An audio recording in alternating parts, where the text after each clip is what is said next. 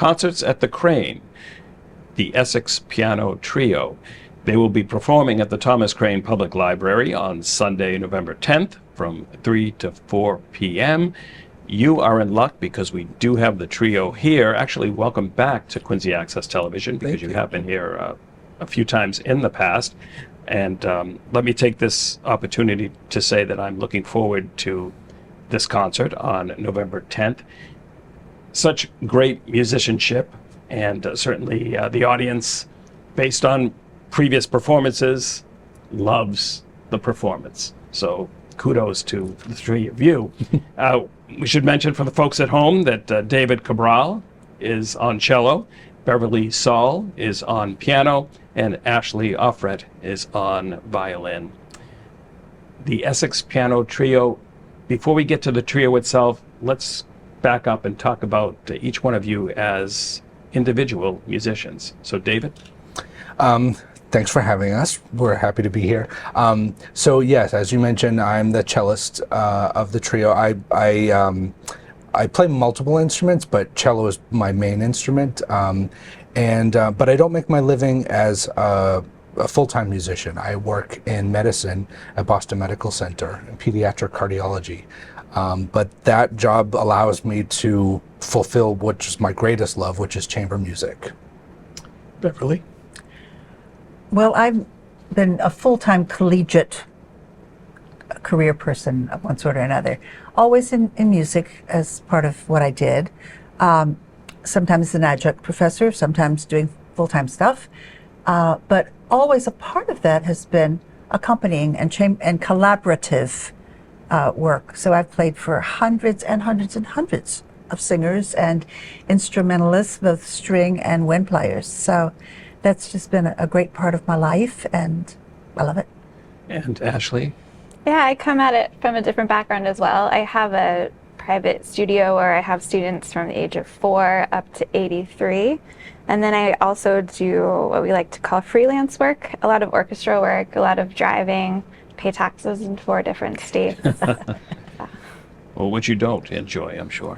But, I'm just going to talk about something you just mentioned. You have students great age range. So with that said, folks can learn a musical instrument at any age. Of course, and it's so good for your brain. And I hear that a lot from all of the ages as well. It helps with your concentration, and not just an appreciation for when you come to a concert and having a greater understanding for what it is we do. I recently had a student say that who's in his mid-70s, and he said he came to piano not being able to read any music, so we've been doing piano lessons, and he watched a recent concert of ours and had so much more appreciation. He's like, I actually understand what's happening now. And I actually heard him whispering to his wife in the middle of the concert, oh, that's what she was doing with her foot. Well, it's interesting because at the concerts that I've attended, folks will come up to you after the concert and chat about the concert, about the music that was being played. And we love that. Talk about the trio, and how did the Essex Piano Trio come to be? Wow. It's been 8 years, right? And I think it started, Bev and I met separately doing a faculty concert at Salem State. With Mary Jo Grenfell. With Mary Jo Grenfell. We played actually Beethoven. Yeah. And then we became friends and wanted to continue playing together. I met Ashley separately though, playing chamber music. And I think we all just decided one day, it was for a specific concert that we got together as a trio. I think we just read. Was that what it was? Yeah. It's been so long, I forgot. Well, we'll talk about the, I suppose, lack of a better word, the magic. Like, we had talked about this kind of prior to the interview, that you can have 3 talented musicians that sound great individually that just don't come together as a group or as a trio. How did the Essex Piano Trio come together as a trio and get that sound that I guess the sum is equal to the parts? I think it all has to it lines up in different ways. Chemistry is a super important thing. We all have to enjoy playing with each other. And a common goal and a common a shared love for the same kind of music and the same passion for it, and and then just logistics about being able to rehearse regularly and those kinds of things. It all just lined up for the three of us, and we just really, something special happened when we found each other. That was important. The chemistry is really important. But the thing that has made this so special for me is the willingness that both of you have to work on a piece until it really works. We've all done gigs where you go in at the last minute, you learned it, you wing in a prayer and you get through it because that's what you're being paid to do, or you've got too many concerts on the agenda. But when you really can sit down and let music soak into you, talk about how you're bowing, how you're tuning, how we're doing things together, that's what's made this special. And we can fight about it. We can criticize one another in a safe space and know that we'll still love one another when we're done. Well, that's important too. That sort of open and honest discussion or criticism is never interpreted as anything personal. We know that whenever someone mentions, can you do that differently, or you're playing a little too loudly, or whatever it may be, it's always from a place of respect and love. And I snarl first and then I do it. Well, it's funny because we're talking about a conversation among the trio.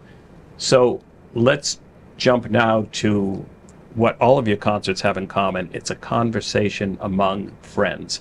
Explain that to me.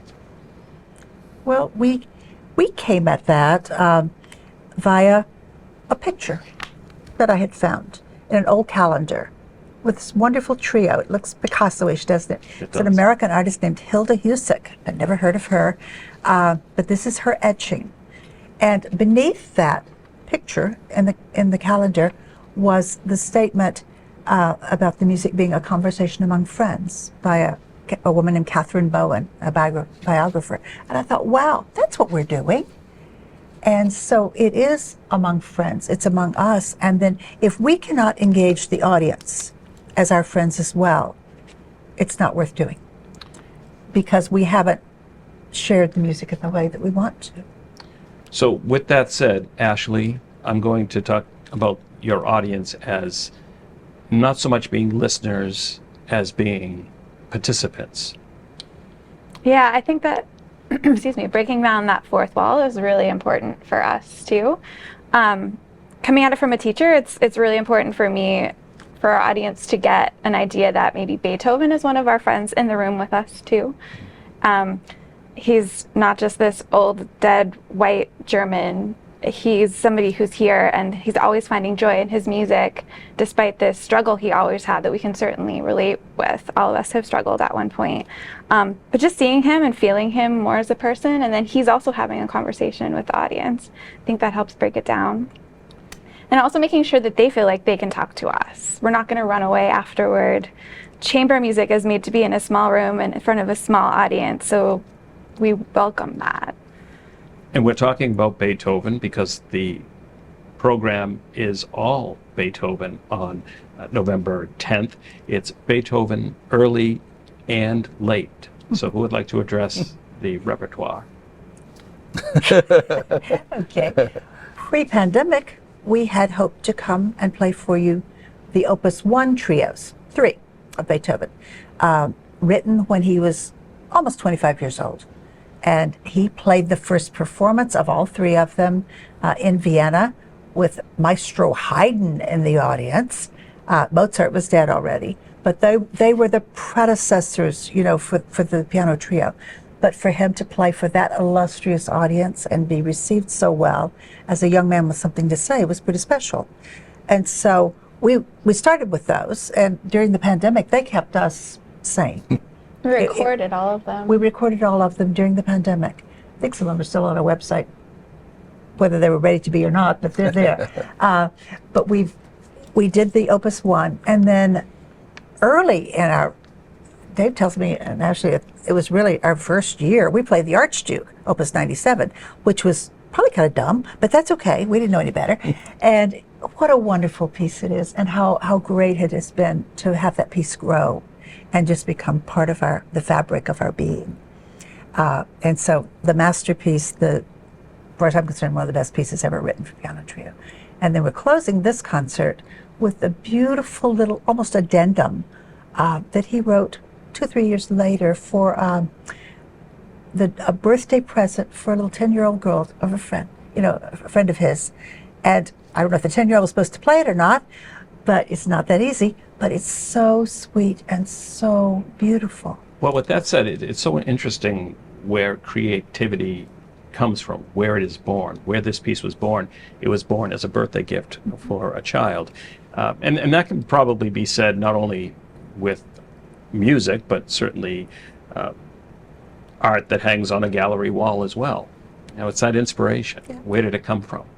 Ashley, when you were talking about feeling the composer when you play, and in this case, Beethoven, people will say, well, classical pieces, note for note, they're written down, unlike jazz where there is improvisation. But that's not totally true. Its interpretation can still be made in the classical realm as well. Absolutely. I mean, Beethoven died in 1828. We have no recordings of his music. We don't know what he sounded like playing his music. And also our instruments are modern versions of what he had. So for example, our strings are made of metal and nylon, and his strings were made of gut. And in the piano is very different as well. It didn't have the ability to sustain notes as well. So in line of that, also just how we write down music has changed a lot. It's evolved. So there's not as much detail in Beethoven's music. So we get to play within that. The metronome, which helps us know how fast to play, was also invented during Beethoven's lifetime. Was it? It was. And so even when he writes on his music about how fast he wants it, we're also interpreting. If he says cheerful, what does that mean? How fast is that? So that's part of the adventure too. And I guess for those that are attending or participating in this concert, what would you like them to experience when they come hear you play? I would like them to leave feeling like they had a gift of something that happened in that hour. That somehow the music was able to touch them. And the only way that's going to happen if they've come in knowing nothing about music, if they're brand new, and many of our audiences are, it's a mix. But we always want everybody to feel welcome, to not be afraid of this piece of paper that has all these big words that they may not know and would be embarrassed to ask. But to be given permission to think this is beautiful, this is fun, this is just something you can laugh about because there's that joy and that wonder in it. So we want them to leave feeling like they've discovered something wonderful in you. And we talked about folks after a performance coming up and chatting with you. But we should also mention that during the performance, you speak as well. So you speak obviously through the notes that you play, but you also talk about the pieces. Just to set the scene. I mean, to know that Beethoven, for that very first piece we're going to play, the composer himself played for a salon in Vienna, at 25 years old, and it was a big deal. It launched his career in many ways. So to know that, and then to know how much agony he had been through before he arrived at Opus 97, when he was ill, he had lost his hearing fairly early on, and it got worse and worse and worse.